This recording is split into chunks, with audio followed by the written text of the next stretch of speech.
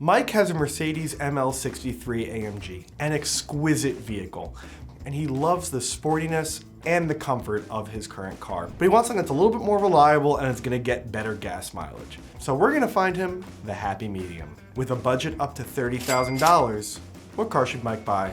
Mike, you're probably thinking reliability, Japanese luxury car. But I suggest something a little bit to the west, a Korean sports luxury car.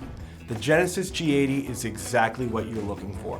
With 370 horsepower from a 3.3 liter turbocharged V6 motor, all-wheel drive, good steering, and a wonderfully appointed interior, it's gonna check all your boxes. You can get a 2018 or 2019 car in the right color with low-ish miles. You know, it's gonna be reliable. Get low-ish miles right in your budget. You can actually maybe even save a little bit of money if you do a little bit of searching outside your area. Mike, it might not be the choice you first thought of, but it's the choice you should go with. Do you guys agree with my choice? Comment down below. For more car buying advice, check out Jalopnik.com.